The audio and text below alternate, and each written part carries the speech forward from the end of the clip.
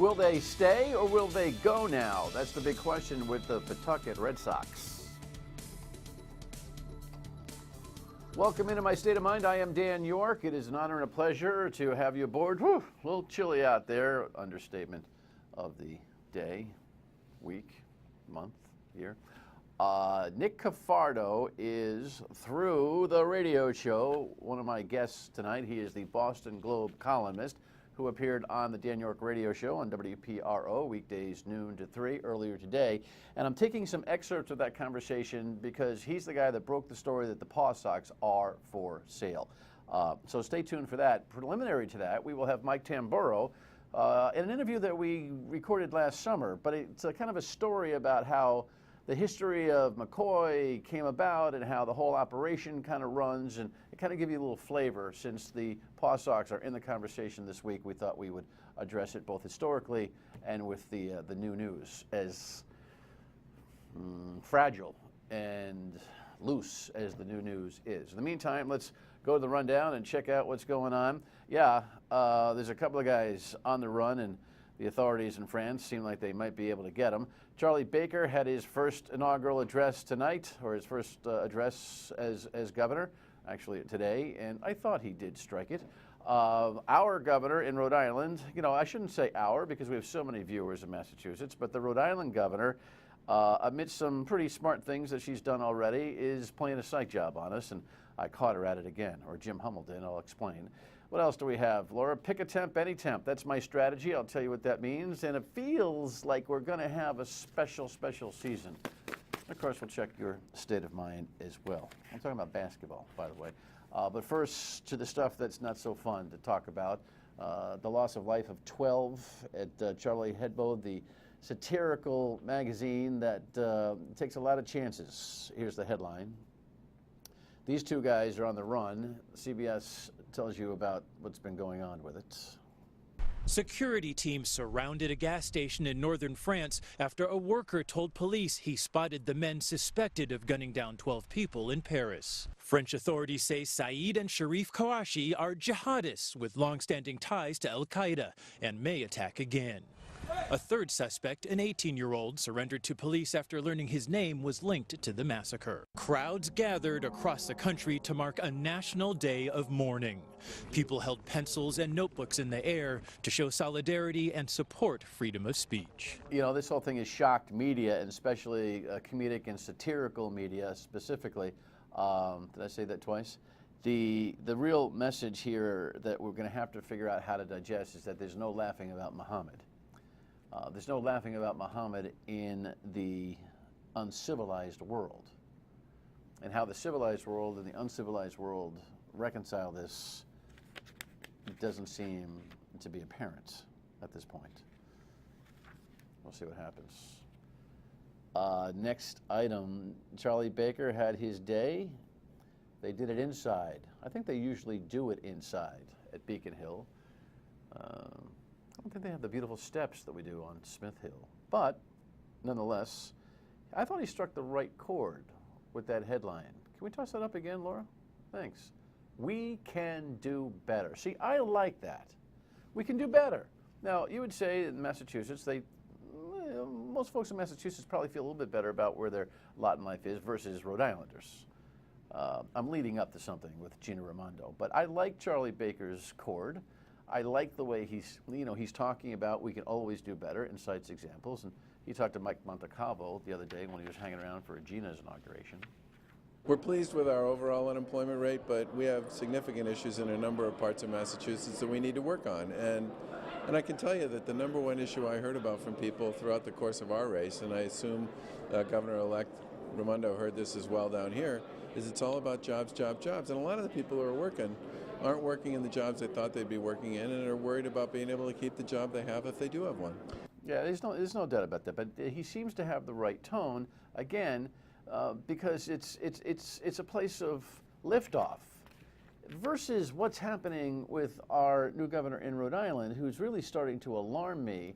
I think she's made some good decisions, okay? I told you last night that I thought this hire of David Cruz as the General Assembly liaison, that might be a little bit of, wonkiness and newsmaker trivia for you. You probably don't know, a lot of you don't know who David Cruz is, but I trust me when I tell you that that's a good hire. A guy used to run Senator Montalbano's office, is a local judge, magistrate for the tribunal court, leaving that position.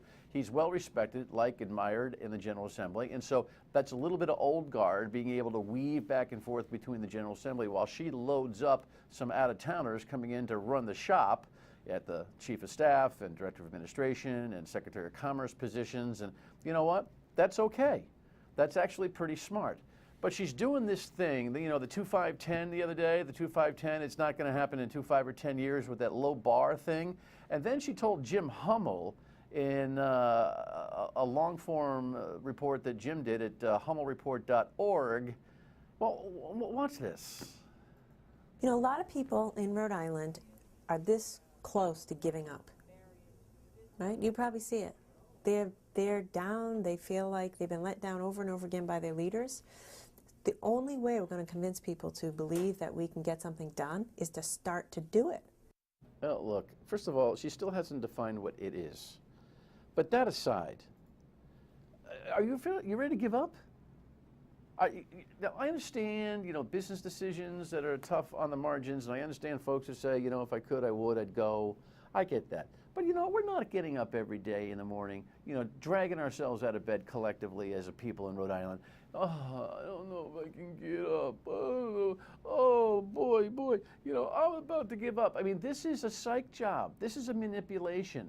This is something to create a level of steady mental depression in the constituency that when she does do some good things, and I'm certain that she will, she's going to be able to say, hey, that's a walk away.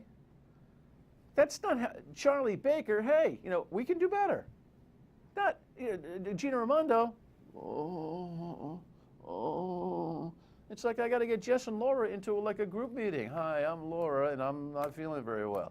Hi, I'm Jess. I'm not feeling very well about being a Rhode Islander. Hi, Dan. Hi, Laura. Like it's like an AA meeting. Like, knock it off, Governor. I know what you're doing. Stop it. Pick a temp. Any temp. Yeah, I understand. Rumor is it's cold outside. Headline. It was. I was coming out of the Ryan Center last night, and it was one of those moments where I just said, okay, let's go. And I think all of us are doing that before we open up the door, right? And there's nothing like a car starter. Something a lot of people take for granted. Not me. Not when it's 100 degrees and not when it's 0 degrees. A little air conditioning in that season and a little heat in this season. But of course, it's a serious matter when it comes to schools and stuff. Pretty much all across Rhode Island, the scenes are similar. Despite the sub-freezing temperatures, buses and parents are shuttling students to school. Yes, it's very cold this morning, and I think it's okay for the children, as long as they don't have to wait out for any particularly long length of time. The length of time students would have to be outside is a primary reason why the Providence Public School District closed schools for today. Many Providence students either walk, catch a RIPTA bus, or have to wait for extended periods of time for a school bus. I think we got to recognize that the Providence City kids have a little bit more difficult time than most of the suburban kids. It used to be they had to walk to school 3 miles. Now, because some of the kids smartly protested and walked city officials through their walk last winter, it got knocked down to 2.5 miles.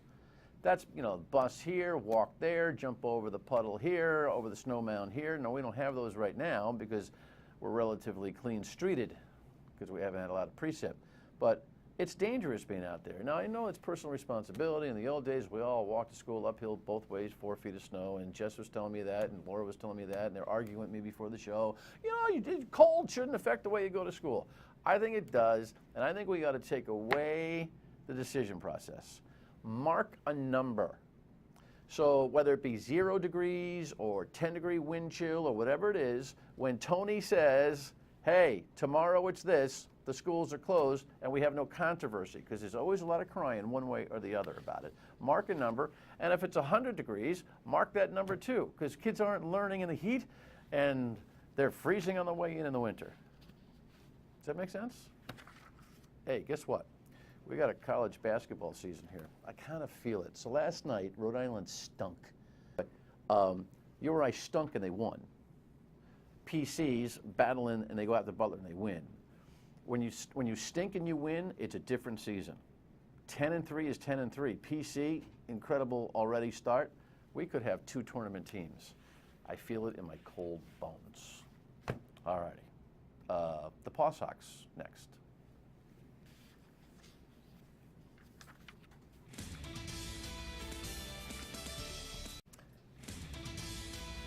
By the way, that was an awkward end of the segment because I forgot to do your state of mind. Laura's like, dude, but we'll try to get that in at the end of the program. We'll see how it goes. Hey, you know, it's semi-live television here. What can I tell you? Let's talk about the PawSox. So, look, there's more than rumor that there's a sale.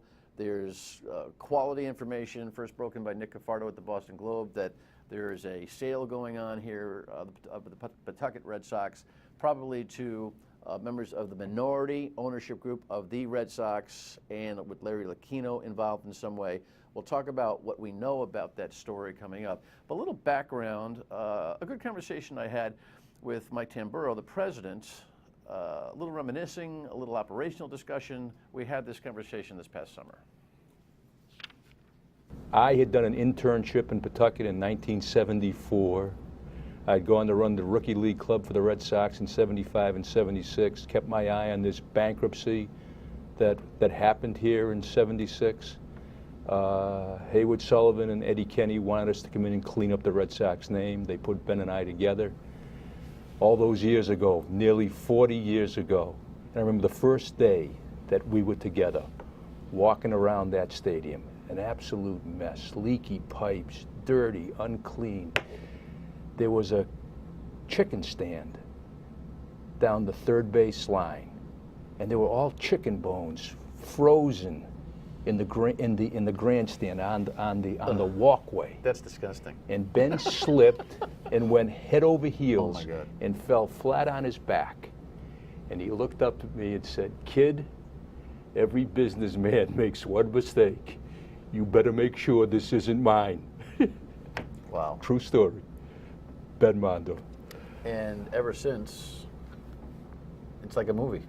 Well, it's been a great run. It's been a great run. I think we're closing in on 20 million fans have had the opportunity to come and visit since that day.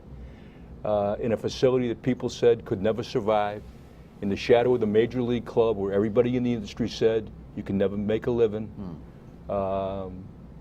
It took a lot of vision, not just from you guys, but it was government actually working in the right and productive way. Right. Then Speaker of the House, Johnny Harwood, had a lot to do with all of the controversy that John brings up from time to time. There was some really good government work that was done to be able to secure the financing and get that whole thing together. Tell people about that, because exactly right. We take it for granted now that the place just stands there and is like a AAA temple, but it didn't happen like that. Without Johnny's help, without Tony Pyers' help, right. They really were the guts behind the movement to renovate the stadium, to make us meet Major League Baseball standards, which we didn't meet at the time, to make the place handicap accessible across the board. It was a public-private partnership. It really was the state, the city, and the ball club coming together to do what's right for the community. And they were the cheerleaders, and they were the guys who got the nuts and bolts done. Governor Almond signed the bill. We tried to do the magnificent job of renovating a 1942 WPA project in about 8 months. I think it was a success. We opened to rave reviews, despite the fact that we and what year was that? The that was 99. 99, right. 99. Despite the fact that we had someone from the commissioner's office come and walk through the stadium in February and see where we were, and he said to us, "This is going to be a beautiful stadium, and I'll come back in 2 years when it's done." And we were done on opening day 1999. To remind everybody, the structure of the ownership of the stadium is It's owned by the city of Pawtucket, Right. leased to the state, and we lease it from the state.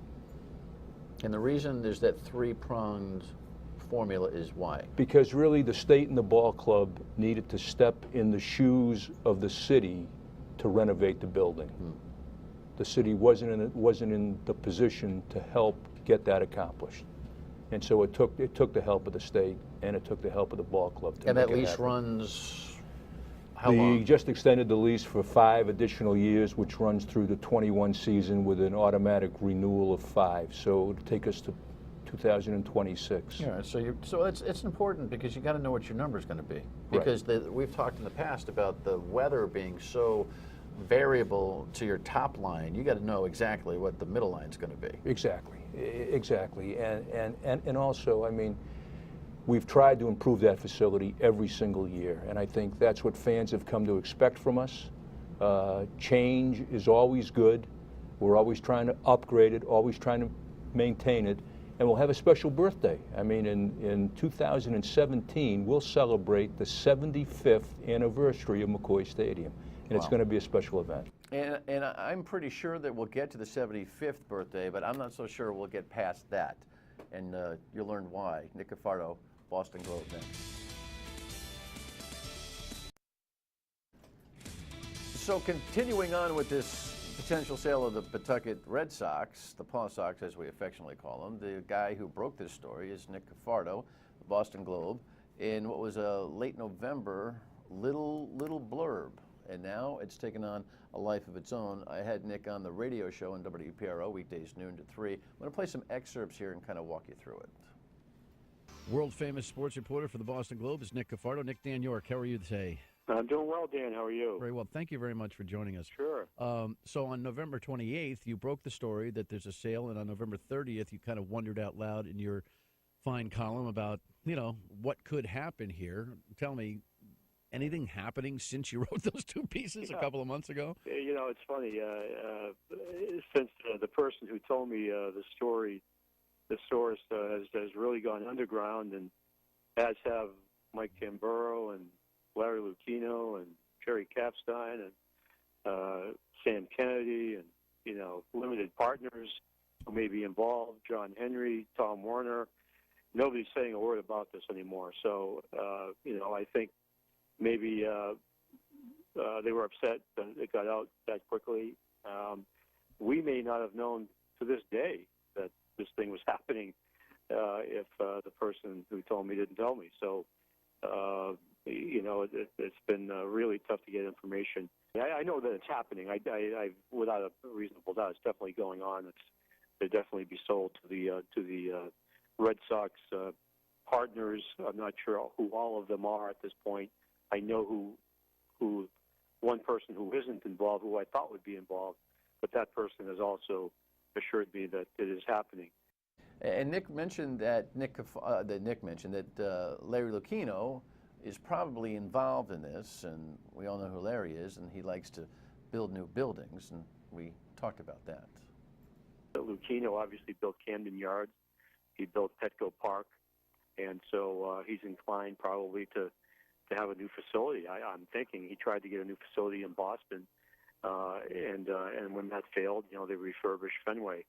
And there's also the historic aspect of it, too. On the flip side, they decided to stay at Fenway Park and refurbish that.